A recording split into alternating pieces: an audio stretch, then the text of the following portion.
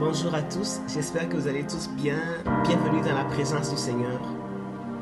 Merci Seigneur pour tes bienfaits, merci pour ta grâce, merci pour ta protection.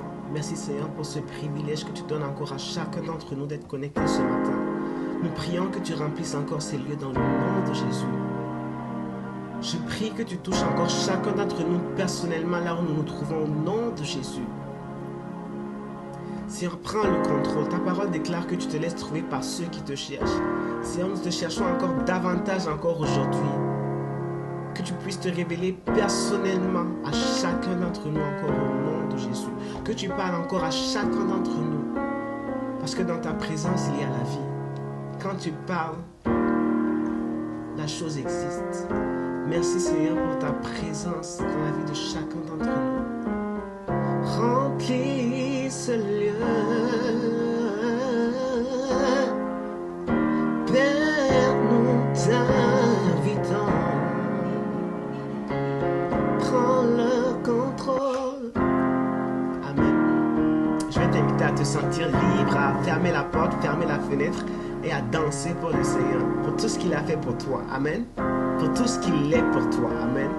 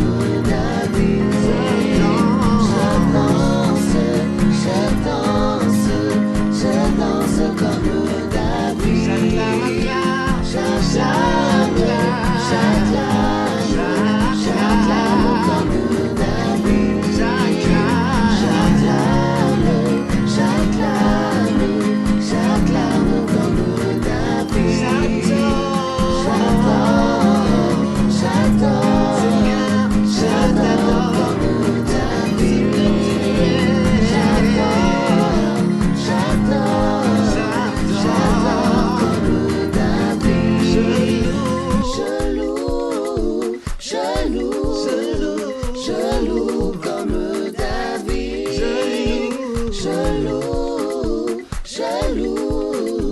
Je loue comme David. Oh na Yahweh, Oh na Yahweh, oh na Yahweh, oh na Yahweh, oh na Yahweh, oh na Yahweh, oh na Yahweh, oh na Yahweh, oh na Yahweh, oh na oh Yahweh, na Yahweh, oh na Yahweh, oh na Yahweh, oh na Yahweh, oh oh na Yahweh.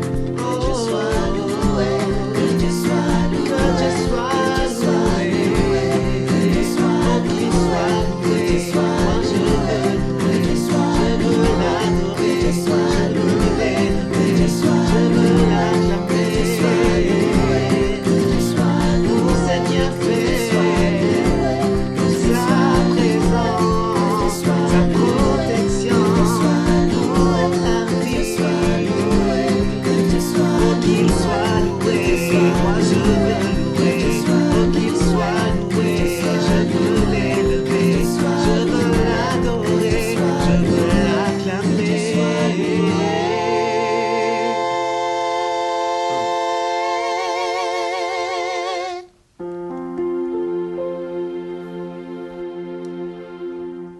Seigneur, merci pour tes bienfaits. Seigneur, alors qu'autour de nous, il y a beaucoup de bruit, tout le monde parle de la pandémie dans les médias. Seigneur, nous ne voulons pas nous concentrer, Seigneur, sur les nouvelles, Seigneur, de ce monde, Seigneur, et ne pas être concentrés, Seigneur, connectés aux nouvelles d'en haut, connectés à toi, Seigneur. Je prie, Seigneur, que tu remplisses encore chacun d'entre nous dans le nom de Jésus. Seigneur, nous voulons plus de toi, Seigneur. Nous voulons plus de toi dans chacune de nos vies, Seigneur. Merci, Seigneur, parce que tu es spécial pour nous.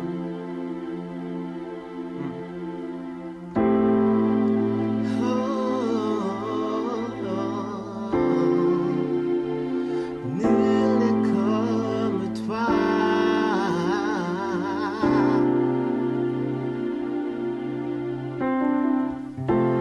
Nul n'est comme toi. Nul ne peut m'aimer autant que toi. Je pourrais chercher pour l'éternité et voir que nul n'est comme toi.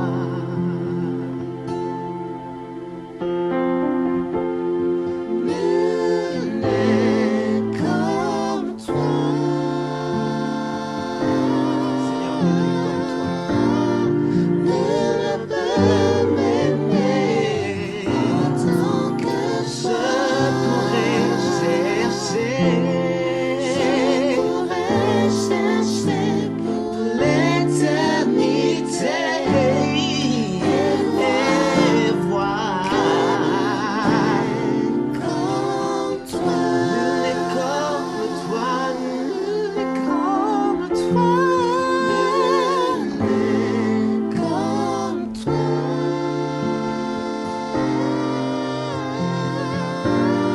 Nul ne peut m'aimer Comme toi, comme toi.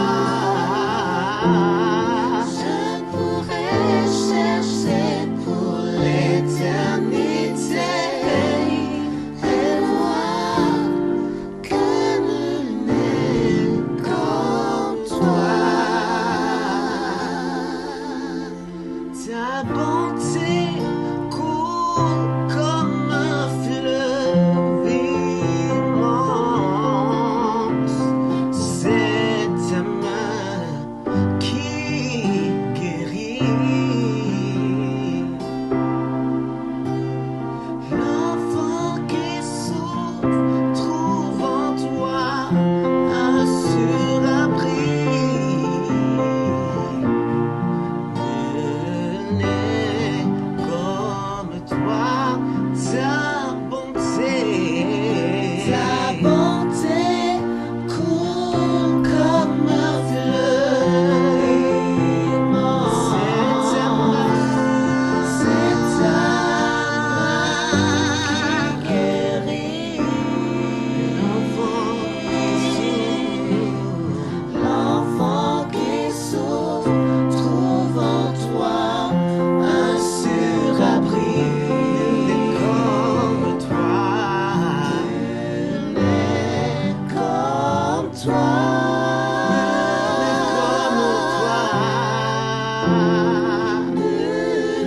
Seigneur, nul n'est comme toi. Seigneur, nul n'est comparable à toi.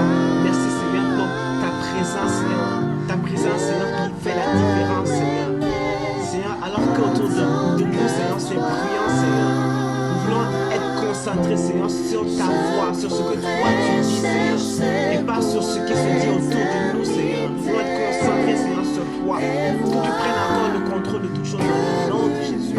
Sature encore l'atmosphère dans le nom de Jésus. Donne-nous de nous rapprocher encore de toi, de ta présence dans le nom de Jésus. Comme toi,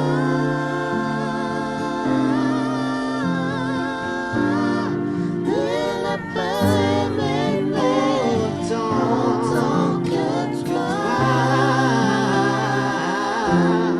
Je pourrais chercher pour l'éternité et voir comme toi.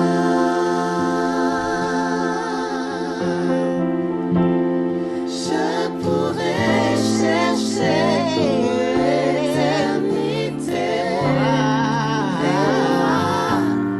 que nul n'est comme toi.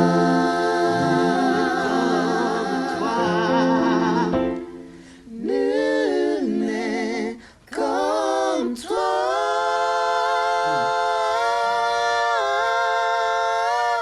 Nul ne peut m'aimer autant que Je toi. pourrais chercher.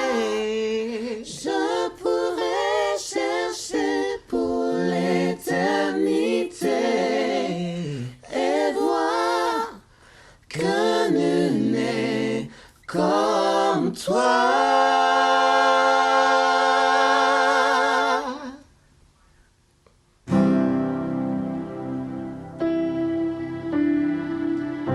Seigneur, tiré d'âge en âge, en toutes circonstances, Seigneur. Nous nous appuyons, Seigneur, sur toi, Seigneur. Nous reconnaissons que nous avons besoin de toi. Merci, Seigneur, pour ta présence.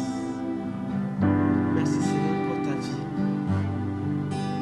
Merci, Seigneur, pour tout ce que tu es pour chacun d'entre nous, Seigneur. Quand nous sommes malades, Seigneur, tu te révèles à nous, Seigneur. Comme Rapha, Seigneur. Quand autour de nous, Seigneur, il y a la tempête, Seigneur, tu te révèles à nous, Seigneur, comme Shalom, Seigneur. Seigneur, tout pouvoir, Seigneur, pour chacun d'entre nous, Seigneur. Seigneur, tu es Dieu en toutes circonstances, Seigneur. Et nous t'adorons, Seigneur, parce que tu es Dieu. Et que tu es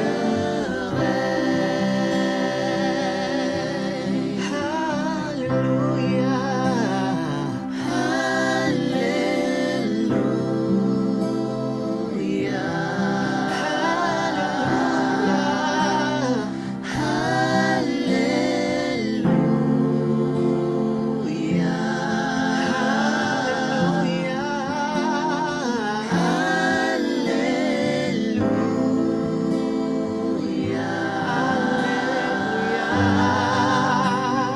Mon Dieu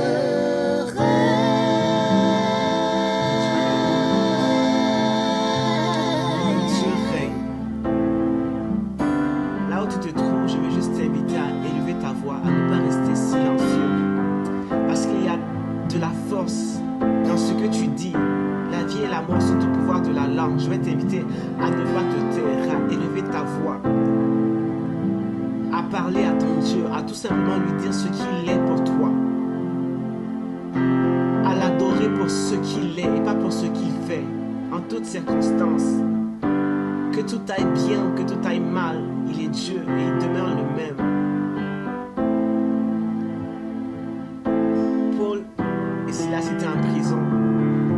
On voit souvent le fait qu'ils chantaient, que leurs chaînes ont été brisées. Mais ils ne chantaient pas le Seigneur pour qu'il brise leurs chaînes. Ils adoraient le Seigneur parce qu'il est Dieu. Indépendamment des circonstances, ils élevaient le nom de Dieu. Que tout aille bien, que tout aille mal, pardon. Dieu est Dieu. Et il mérite d'être adoré parce qu'il est Dieu. Seigneur, nous t'adorons. Seigneur, nous t'adorons. Tu es Dieu. Seigneur, nous t'adorons. Car tu es Dieu. Sois adoré.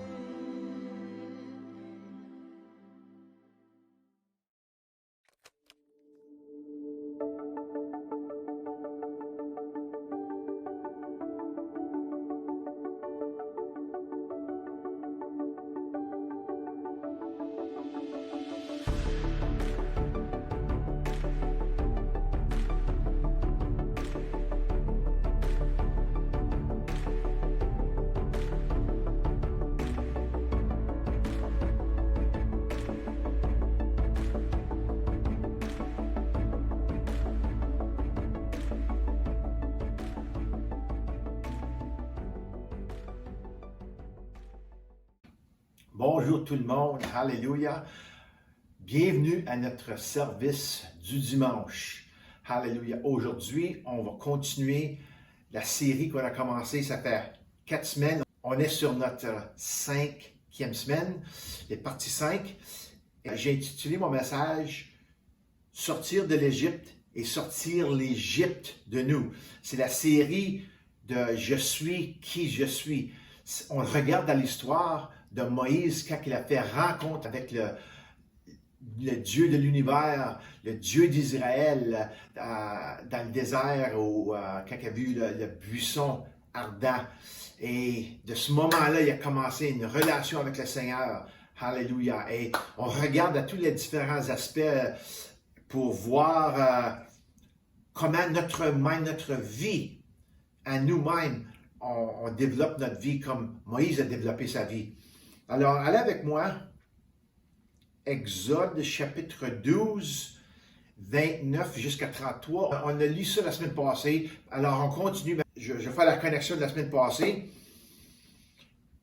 Alors, verset 29 nous dit, « Au milieu de la nuit, l'Éternel tua tous les premiers-nés en Égypte, depuis le fils aîné du Pharaon qui siégeait sur son trône jusqu'au fils aîné du détenu dans sa prison et jusqu'à tous les premiers-nés des animaux.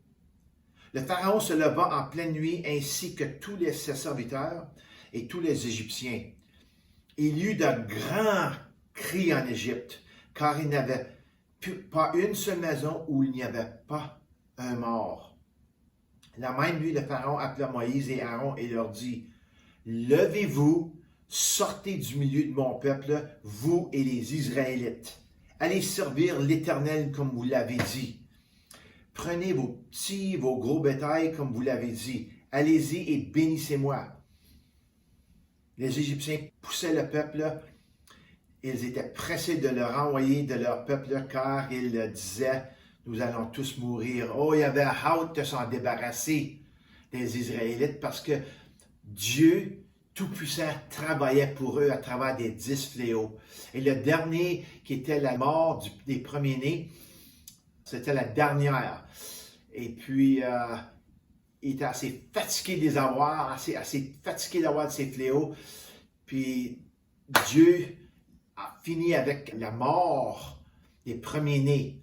Parce que Pharaon avait endurci son cœur, il était plein d'orgueil. Et finalement, Dieu l'a brisé. Il l'a brisé totalement. Vous voyez, faire sortir un peuple ou les enfants d'Israël en Égypte est une image du salut. Quand moi j'ai été né, j'ai sorti de ce monde. Alors, Égypte est une image de ce monde. Et j'ai sorti de ce monde pour vivre ma vie pour Jésus. Alléluia. Vivre ma vie pour Dieu Tout-Puissant. Alors, c'est une image du salut. Tu es sorti pour de bon, pour ne plus jamais y retourner. Okay? C'est très important. Quand on donne notre vie au Seigneur, on ne retourne pas aux choses de ce monde. Il faut faire vraiment une décision forte, une décision ferme. On ne retourne même pas pour une visite. Ça, c'est le but et ça, c'est le plan. Maintenant, que faisons-nous? Maintenant qu'on est sorti d'Égypte, maintenant qu'on est sorti de ce monde, que faisons-nous? Nous nous sommes échappés de New York. Nous nous sommes échappés d'Alcatraz, pour ainsi dire, parce que ça, c'est deux films où le monde était en prison et pour avoir leur liberté, il fallait qu'ils s'échappent. Alors, nous sommes sortis du monde, on est sortis de New York, d'Alcatraz, pour ainsi dire, et maintenant, nous sommes libres. C'est enfin fini. Mais est-ce vraiment fini? Non, c'est pas fini. C'était le dernier fléau et le commencement de l'exode d'Égypte. Mais ce n'était pas la fin. Vous voyez, avec le Seigneur, pour nous, ça continue toujours. C'est fini quand Dieu dit que c'est fini. Vous devez savoir ce matin que c'est Dieu qui est en contrôle. C'est Dieu qui connaît toutes les étapes du plan. C'est Dieu qui sait qu'est-ce qui va arriver du devant. Alors, c'est seulement Dieu qui peut vraiment dire que c'est fini. Et la fin n'était pas encore arrivée pour eux. La fin arrive quand tout le mal est englouti. C'est comme le petit poisson et le grand poisson. Le petit poisson, c'est le mal, puis le grand poisson, c'est Dieu. Puis ça, c'est fini seulement quand Dieu engloutit tout le mal. Alléluia. Dieu ne laisse jamais un travail à moitié fait. Et il n'est pas comme nous. Et donc, nous devons devenir comme lui et finir le travail. Et c'est la raison qu'on vit notre vie chrétienne à Avillon, parce qu'on continue toujours. Il n'y a jamais une fin. Il ne va jamais avoir une fin avec Dieu. Alléluia. Ça continue toujours. Dieu est bon. Il y a toujours quelque chose de nouveau. Quand on a la victoire sur quelque chose, et on a une bonne victoire, alléluia, Dieu nous apporte à une autre place où on va avoir d'autres victoires. Alors on va de victoire à victoire à victoire. Et maintenant, les 10 fléaux, c'était une grande victoire pour eux. C'était la chance ou l'opportunité pour eux de sortir d'Égypte. Le Pharaon et le monde les poussaient en dehors. Alors, qu'est-ce qui arrive là? Ça continue. Maintenant, voici ce que ressemble quelque chose qui est fini. Allons à Exode chapitre 14 et on va voir la finition de tout. OK? On va commencer à verset 13, après on va sauter jusqu'au verset 27 à 31. Moïse répondit au peuple. L'exode avait déjà commencé, il était arrivé à la mer Rouge. Puis ils ont vu que Pharaon s'en venait. OK? Alors, le monde a commencé à avoir peur. Puis Moïse répondit au peuple, « N'ayez pas peur, restez en place et regardez la délivrance que l'Éternel va vous accorder aujourd'hui. » En effet, et ça j'aime ça ici, en effet, les Égyptiens que vous voyez aujourd'hui, vous ne les verrez plus jamais. Alors ça c'est des termes qui disent que ça va être fini, complète, fini. Ça c'est à l'arrière, c'est d'histoire là. 27 à 31. Moïse tendit sa main sur la mer. Vers le matin, la mer reprit sa place. Les Égyptiens prirent la fuite à son approche, mais l'Éternel les précipita au milieu de la mer. L'image ici est que les enfants d'Israël ont traversé, puis les Égyptiens étaient en train de traverser. Toute l'armée était entre les deux murs d'eau. OK? Puis s'en allait vers les enfants d'Israël. L'eau revint et couvrit les chars, les cavaliers et toute l'armée du Pharaon qui avait pénétré dans la mer après les Israélites. Il n'y eut pas un seul rescapé. Quant aux Israélites, ils marchèrent à pied sec au milieu de la mer et l'eau formait comme un muraille à leur droite et à leur gauche. Ce jour-là, l'Éternel sauva Israël de la main des Égyptiens. Israël vit les Égyptiens morts sur le rivage de la mer et il vit la main puissante que l'Éternel avait dirigée contre les Égyptiens. Le peuple craignait l'Éternel et il eut confiance en l'Éternel et en son serviteur Moïse. Quand que tu vois quelque chose de puissant comme ça, ton cœur voit, tes yeux voient, tout ton être voit la puissance de Dieu. Alléluia. Maintenant, c'est fini. Et dès que ce fut fini, il y avait une grande fête, une grande célébration remplie de chants, de louanges, et le chant et la danse, le monde, ça célébrait. Alléluia, il y avait un gros party. Ils se sont finalement libérés totalement de l'Égypte. Alléluia. C'était fini. OK? Je suis qui je suis a achevé la première phase de son plan pour les enfants d'Israël, de libérer son peuple de Pharaon. Alors ça, c'était la première phase. Il y avait d'autres choses qui venaient encore. Okay? Il les a sortis d'Égypte et maintenant, il se dirige vers le pays où coule le miel et le lait. Alléluia. Alléluia. Pour Dieu, là, ça, c'était la partie facile. Vraiment, c'était la partie facile. Maintenant, la partie suivante était et sera toujours la partie la plus difficile. C'est pas que c'est difficile pour Dieu, mais il y a quelque chose qui se passe ici, là, OK? C'est de faire sortir l'Égypte de son peuple. On parle de 430 ans de l'esclavage. Et puis, essayer de sortir ça comme ça, ça marche pas, ça, là. Ils étaient engrainés. Ils savaient seulement ce qu'était un esclave. Alors, Dieu fallait les transformer. OK? Dieu a fait tout le gros travail en Égypte à travers des 10 fléaux sans avoir une goutte de sueur. Ça, c'est rien pour Dieu. Rien. Mais maintenant, c'était à Israël de continuer à croire et à faire confiance à Dieu et à Moïse pour les emmener en toute sécurité dans la terre promise. La même situation arrive avec nous. Quand on reçoit Jésus comme sauveur, on change la direction de où notre vie allait. On va dans la direction totalement opposée. Si je m'en allais dans cette direction-là, maintenant je m'en viens dans cette direction ici. C'est 180 degrés de changement. Alléluia. Ça, c'est pas quelque chose qui est facile à faire parce que nous avons, spécialement quand on a été sauvés après quand on est 40 ou 50 ans vieux, on a vécu notre vie pour ces premières 40 ans ou 50 ans ou même plus que ça encore. Toute notre vie, mon père était sauvé à 75 ans, alors il y avait beaucoup d'affaires qui étaient solidifiées en lui. Il fallait que ça sorte, il fallait qu'on soit transformé pour être en Christ. Alors, ça, c'est la partie qui est plus difficile. Ça dure à la vie longue. Qu'est-ce qui est arrivé ici? C'est rien que pour un moment. C'est alors Dieu, il n'y a pas de sueur, la partie de Dieu. Alors, Dieu fait sa part et nous faisons la nôtre. Et maintenant, c'était la partie où on fait la nôtre. Quand on sort de l'Égypte, quand on sort de ce monde, maintenant, c'est à nous d'entrer dans sa parole, de recevoir sa parole, de commencer à marcher par la foi.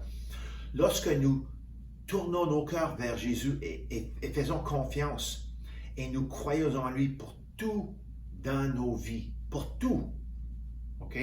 Si on regarde l'image dans le désert, après qu'ils ont traversé la mer Rouge, il y avait juste un désert. Il fallait qu'ils fassent confiance en Dieu pour tout, pour la nourriture, pour la boisson, pour tout. OK?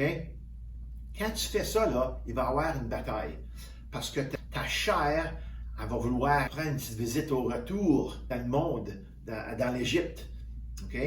Pourquoi? Parce que nous avons échappé les pollutions de ce monde et notre ancien patron, le diable, dans leur cas, c'était le pharaon, mais dans le cas ici, c'est le diable, a vraiment du mal à accepter et de lâcher sa prise. OK? Le pharaon, il n'a pas voulu lâcher. C'est pour ça qu'il était à les rencontrer à la mer. Il avait dit, allez-vous-en, puis le peuple les a poussés, allez-vous-en. Puis après ça, ils ont vu qu'il n'y avait plus de serviteur. Qui va le servir? Considérez ceci comme un avertissement chrétien. Je vous parle ce matin. Okay? Un avertissement si vous vous demandez pourquoi les choses sont parfois un peu difficiles. C'est votre chair. C'est le diable et les tentations qui viennent contre vous pour essayer de vous emporter au retour dans le monde. Okay? Cela pourrait être aussi votre chair ayant une réaction à l'obéissance de la parole de Dieu. Il faut vraiment se discipliner pour obéir la parole de Dieu. Ça va contre tout ce qu'on a appris. C'est pour ça qu'il faut se faire transformer. Alors, qu'est-ce qui se passe là? Demandez-vous cette question. Qu'est-ce qui se passe? Laissez-moi vous expliquer quelque chose de très simple et très basique. OK? À la base, ici, là. Lorsque vous êtes devenu chrétien et que vous êtes sorti de ce monde, vous avez sorti avec toutes vos affaires, tous vos bagages. Regardez l'image des Israélites quand ils ont sorti du pays d'Égypte. Ils ont emporté tout. Ils ont tout emporté avec eux. Tout. Ils ont pris des charrues, puis ils ont emporté toutes leurs affaires, puis ils ont roulé ça, puis il ne restait rien là-bas. Ils ont tout apporté. Okay? Ça, c'est une image d'emporter tous nos bagages, emporter toutes nos affaires, toutes nos habitudes, toute notre éducation, nos philosophies, nos compréhensions qui viennent de ce monde. Il y a un grand travail pour Dieu à nous laver de tout ce qui était pollué de ce monde. Puis ça, c'est toutes les affaires qu'on a apprises, même les affaires à l'école, toutes les choses qu'on était à travers avant qu'on vienne à Jésus. Tout ça, le Seigneur veut nous montrer quelque chose de totalement différent à travers sa parole. OK? Et beaucoup de ces choses, sinon toutes ces choses, doivent disparaître si vous voulez vraiment grandir en lui. Parce que le bagage, toutes nos philosophies, notre éducation, toutes les affaires qu'on a apprises, on a faites, ça, il faudra tout examiner ça. Il y a quelque chose, peut-être, sont certaines bonnes habitudes, mais des disciplines. Mais je veux vous dire que beaucoup, sinon toutes ces choses-là, il va falloir disparaître de nos vies si on veut vraiment grandir en Jésus-Christ. Alors maintenant, vous êtes dans le processus de vous débarrasser des choses d'Égypte sur vous. Vous avez traversé la mer Rouge, l'ennemi a été défait, alléluia, tout englouti. Mais il continue, il veut toujours continuer à essayer de nous tenter. Okay? L'ennemi ne veut pas lâcher son ancien esclave. Savez-vous que vous étiez un esclave à l'ennemi, à Satan, au diable? Avant que vous avez donné votre vie à Jésus, vous avez changé de maître. Et Jésus est maintenant votre maître. Okay? Alors, il ne veut pas laisser aller ton ancien esclave. Il n'y a pas le choix. Si on veut vivre pour Jésus, l'ennemi peut nous arrêter. Il ne peut pas nous arrêter. Mais il faut faire cette décision, puis c'est une bonne décision ferme qu'on fait. Nous voyons cette histoire après que Pharaon ait libéré les Israélites, après le dernier fléau, okay? La mort du premier-né. Mais Dieu veut se montrer fort. Okay? Peu importe comment l'ennemi veut retourner et essayer, Dieu est toujours plus fort. Puis le plus qu'on grandit en lui, le plus qu'on devient fort. Alléluia. Le plus qu'on va commencer à prendre autorité. Alléluia. Au commencement, c'est Dieu qui fait tout. Mais oui, c'est naturel. C'est pareil comme quand un petit bébé est né. La mère et le père vont faire tout pour le bébé. Tout. Mais après un bout de temps, comme le bébé est grandi, il va avoir des choses qu'il va faire par lui-même. Il va aller à la toilette par lui-même. Il va manger par lui-même. Maintenant, c'est Dieu qui nous aide, comme quand on est premier-né de nouveau. C'est parfaitement expliqué ici. Okay? Regardez 14.5. Ça dit ici, on annonce au roi d'Égypte que le peuple avait pris la fuite. Alors, les dispositions du cœur du Pharaon et de ses serviteurs envers le peuple changèrent. Ils sont sortis maintenant d'Égypte. Et puis, la pensée des serviteurs changèrent. Ils se dirent, qu'avons-nous fait en laissant partir Israël? Nous n'aurons pas ses services, comme je viens juste de dire. Alors, c'est une image ici de les Israélites sortir d'Égypte, traversant la mer Rouge. Ils étaient encore bébés. Ils avaient juste commencé à connaître Dieu. Et c'est ça l'image que j'essaie de vous démontrer ce matin, que Dieu, c'est lui qui va se combattre pour nous quand on est seulement des bébés. Mais quand on grandit, quand on mature, on va regarder ça la semaine prochaine. Quand on grandit, on mature, c'est nous qui commençons à combattre. avec le Seigneur qui est derrière nous. C'est lui qui nous aide. Alléluia. Mais c'est nous qui prenons l'autorité. OK? On connaît la suite de l'histoire. Ils ont été engloutis. Ils ont été totalement finis et les Israélites ne les voient plus. Ça, c'est la fin de la première partie. Maintenant, la deuxième partie, la transformation en un nouveau peuple. C'est ça la partie que je veux regarder aujourd'hui. Alléluia. Et c'est là où on est comme croyants, dans la partie transformationnelle. Okay? Nous apprenons à connaître notre Seigneur et Sauveur, Jésus-Christ. Je suis qui je suis. On commence à le connaître. On a vu les miracles. Si on pense que devenir chrétien n'est pas un miracle, c'est le plus grand miracle. Le salut est le plus grand miracle. Imagine-toi quelle sorte de personne que tu étais avant que tu reçoives Jésus. C'est vraiment un miracle. Alors nous apprenons à connaître notre Seigneur, notre Sauveur, celui qui s'appelle « Je suis qui je suis ». Nous apprenons à défaire ce que les péchés ont fait dans notre vie. Nous apprenons à aimer au lieu de détester. Nous apprenons à vivre comme le ciel sur la terre. Jésus nous a dit dans la parole de Dieu que Jésus est venu pour apporter le ciel sur la terre. On peut vivre comme si c'était sur le ciel, mais sur cette terre. OK? Nous apprenons à combattre le bon combat. Alléluia. Il y a toutes sortes de choses qu'on apprend à apprendre maintenant. C'est vraiment quelque chose à la vie longue. Et la bataille n'est pas finie tant que Dieu ne dit pas que c'est fini. Alors, pour nous, ça va être à toute la vie, jusqu'à temps que Jésus revient ou après la mort. Donc maintenant, nous sommes dans cette étape de devenir comme Jésus. Nous abandonnons l'ancienne vie, l'ancienne façon de faire les choses et nous embrassons, alléluia, la nouvelle vie. 2 Corinthiens 5, 17 dit que si nous sommes en Christ, nous sommes une nouvelle créature. Les choses anciennes, les choses du passé sont passées, c'est fini. Maintenant, nous sommes avec Jésus, alléluia. Maintenant, nous grandissons. Une nouvelle façon de faire les choses avec tout ce que nous avons. Alors, on ne rentre pas juste dans le salut ou dans le royaume de Dieu comme une personne nonchalante. On rentre là avec les deux pieds fermes, avec le cœur tout droit vers le Seigneur, voulant faire sa volonté. Alléluia. Vouloir l'obéir. Mais ça va être quelque chose de différent pour nous et difficile partant, parce que ça va aller contre notre chair. Alors, notre salut est le plus grand miracle que nous avons jamais reçu. Mais cela ne signifiera pas grand-chose si nous ne devenons pas la personne que Dieu veut que nous soyons.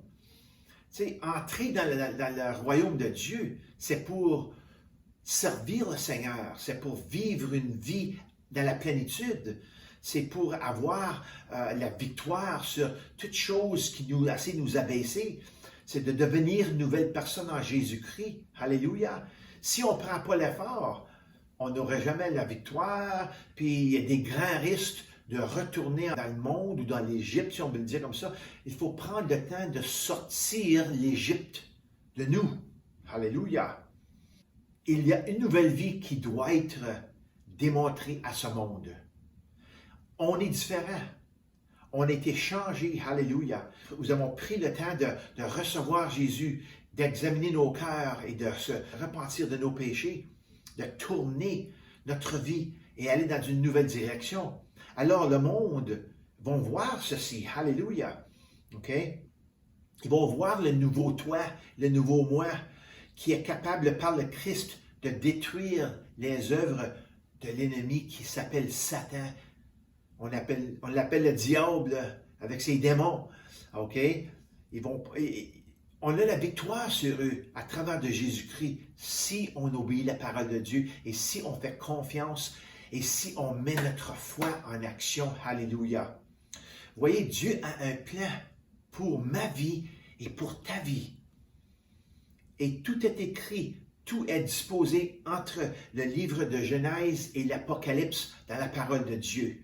Si vous ouvrez votre Bible, vous allez voir toutes les histoires, toutes les choses qui arrivaient dans l'Ancien Testament, les prophéties, le livre des psaumes, le livre des proverbes, toutes les histoires pour nous montrer la puissance de Dieu. Alléluia. Ensuite, on regarde aux prophètes, on regarde dans le Nouveau Testament, on regarde à la vie de Jésus, toutes les instructions, les leçons qu'il nous a montrées. C'est comme ça qu'on grandit. Après ça, on a toutes les épîtres de Paul, de Pierre, de Jean, de Jacques, de tout ce qu'il y a entre Genèse et l'Apocalypse. C'est là notre nourriture spirituelle.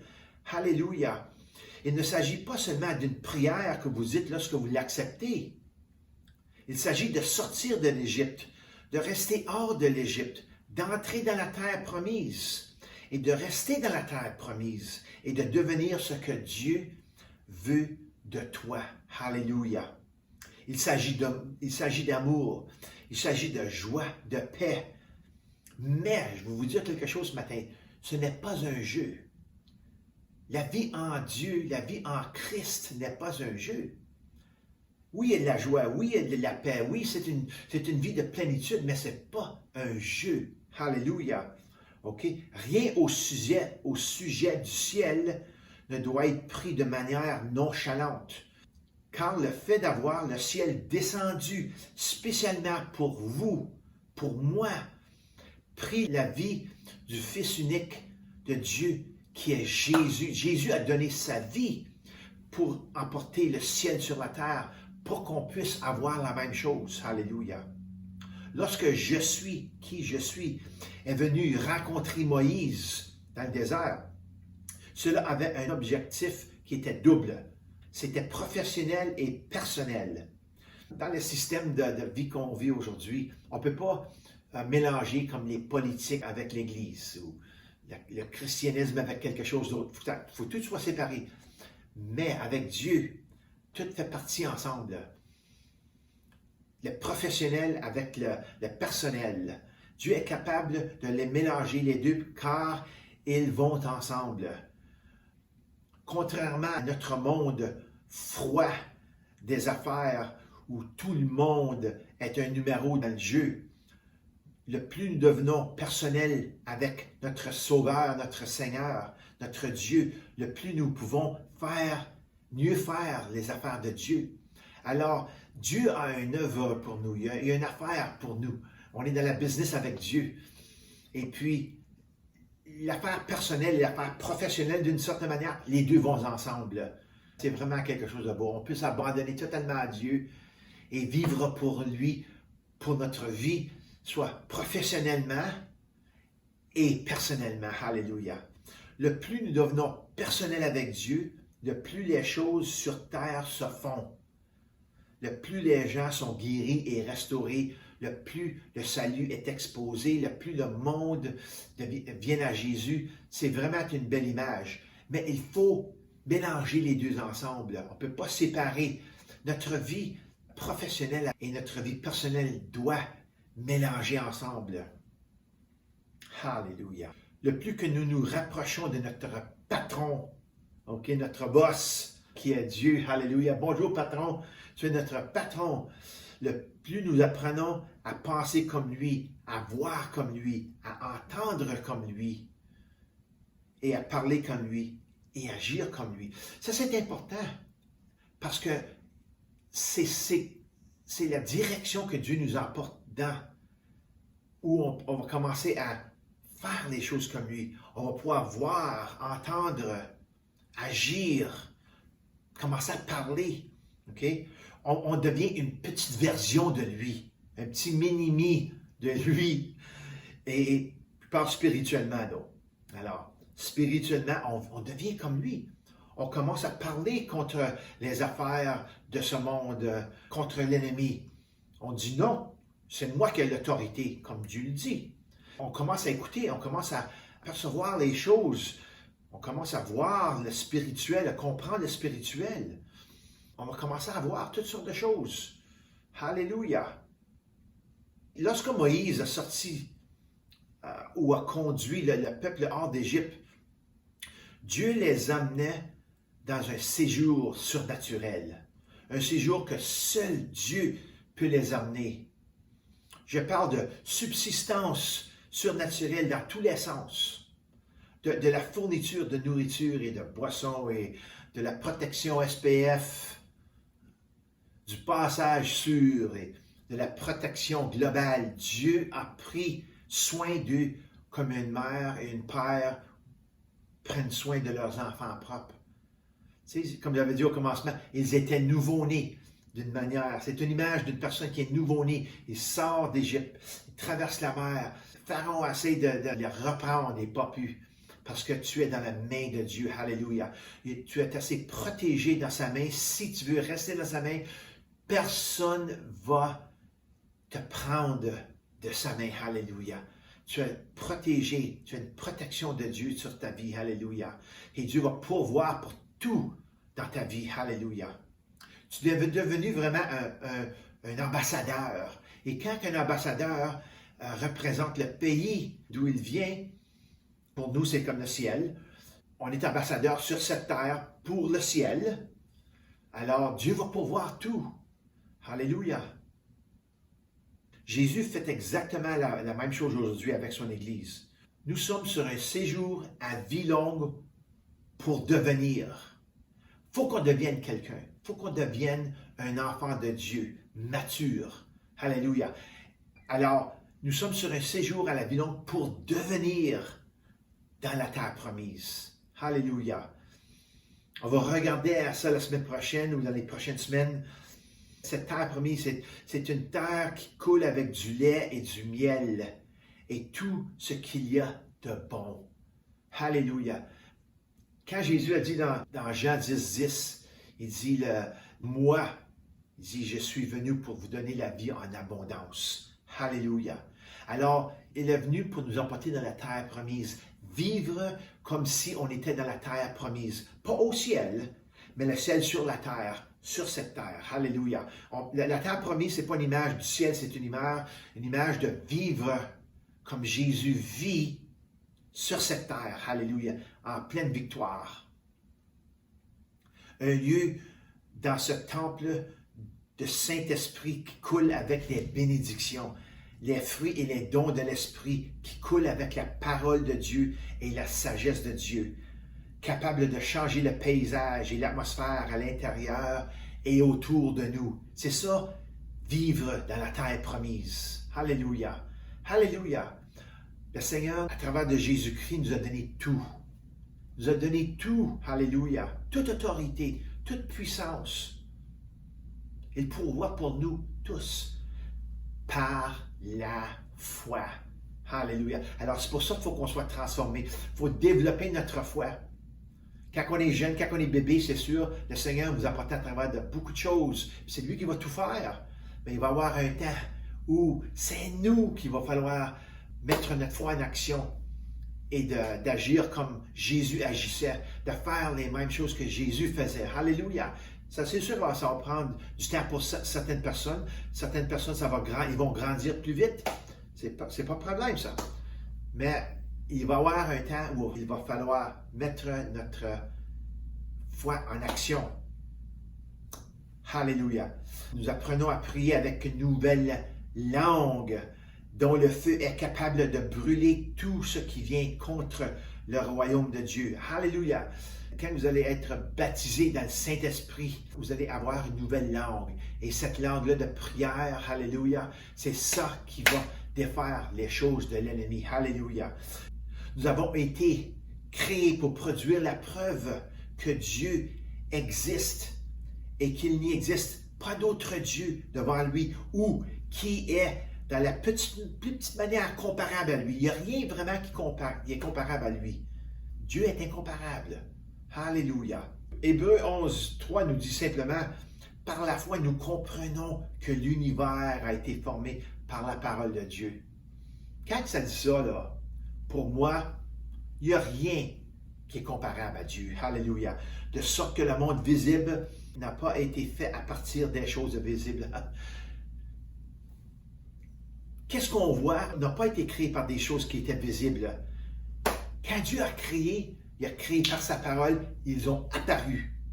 Alléluia! Dieu est incomparable. Avant d'être sauvés, de devenir disciples de Jésus, nous vivions nos vies par nos sentiments et des influences naturelles ou externes. Mais maintenant, nous vivons par la foi. OK? Ça, c'est la deuxième partie. Nous avons entré dans la terre promise. Mais maintenant, il faut apprendre à vivre dans la terre promise. OK? C'est par la foi. Et c'est ça qui plaît Dieu. Marchant par la foi et non par la vue ou ce qui est extérieur. Parce qu'on va voir beaucoup de choses à chaque jour. Sur la télé, dehors, qui vont essayer de nous dissuader qu'il n'y a pas vraiment un Dieu ou qu'il y a quelque chose de plus puissant que Dieu. Il n'y a rien qui est plus puissant que Dieu. Dieu est le créateur de l'univers et du ciel et tout ce qu'on voit. Alléluia, c'est lui qui a tout créé. Et c'est lui à qui on est serviteur. On sert le Seigneur. Alléluia. Nous avons le Saint-Esprit qui nous guide de l'intérieur. Et c'est par cette direction que nous parcourons physiquement ce paysage. Et quand les choses ne sont pas en ordre, comme qu'elles sont aujourd'hui, si vous regardez aujourd'hui qu'est-ce qui se passe en Afghanistan, qu'est-ce qui se passe tout autour du monde, nous nous levons et rétablissons le désordre. Alors, si l'Église de Jésus-Christ peut seulement s'élever, de prier, de prendre l'autorité que Dieu leur a donnée, alléluia, nous pouvons changer le paysage de ce monde, l'atmosphère de ce monde. Nous avons été sauvés pour nettoyer les dégâts de ce monde. C'était le plan quand Jésus est venu. Et c'était le plan depuis Genèse, chapitre 3, depuis la chute, où Adam et Ève ont fait faillite, okay? Ils sont devenus pécheurs. C'est pourquoi il est si important de sortir de l'Égypte, de nous, et de se remplir du ciel ou de la parole de Dieu. Alléluia, parce que la parole vient du ciel. Jésus est la parole. Alléluia. Comprendre que cela prendra toute une vie. OK? On est sur un marathon, on n'est pas sur une course rapide ici, là. Quand on va comprendre, ça va prendre toute notre vie, OK? Cela va nous enseigner également la grâce, la miséricorde, le pardon envers nous, parce qu'on n'est pas supposé de retourner, mais il va y avoir du temps qu'on va vouloir regarder à l'arrière, voir comme les Israélites, ils voulaient avoir les oignons, puis l'ail. On va vouloir aller du retour de temps en temps. Mais quand Dieu va nous apprendre à propos de sa grâce, sa miséricorde, le pardon, OK? Afin que nous puissions aussi faire aux autres. Si vous êtes nouveau-né, vous péchez, tournez au Seigneur tout de suite, demandez-lui pardon, demandez-lui pour sa grâce, demandez-lui pour sa miséricorde. Alors soyons sérieux, sortez d'Égypte et sortez l'Égypte de vous. Alléluia. Alors la semaine prochaine, on va continuer. Je veux regarder au peuple d'Israël, continue. Il y a toutes choses qui se passent, mais maintenant je veux regarder à qu'est-ce qui se passe quand ils ont traversé le Jourdain et ont entré dans la terre promise. Alléluia. Alors, prions. Merci Seigneur pour ta parole. Et merci Seigneur les choses que nous avons apprises ce matin. Que ce n'est pas juste le salut, mais c'est la transformation. Seigneur, on va toujours être dans la deuxième phase. Quand on reçoit Jésus-Christ comme sauveur et on entre dans la terre promise. Alléluia, ça c'est la première phase. Et maintenant, Seigneur, nous sommes dans la deuxième phase. La phase transformationnelle pour nous, nos cœurs, notre mode de vie. Alléluia. Et de faire ce qu'on se garde dans la direction que Dieu veut qu'on aille. Alléluia. Je te remercie, Seigneur, pour ta parole. Je te remercie, Seigneur, pour ce message. Je demande que ça bénisse ton peuple, Seigneur, que ton peuple voit, Seigneur, que c'est vraiment quelque chose, c'est un séjour de la vie. Alléluia. Alléluia. Au nom de Jésus. Aide-nous, Seigneur, à continuer fortement en toi. Amen. Amen et amen. Alors, on va se voir la semaine prochaine. Soyez bénis. Au nom de Jésus. Alléluia.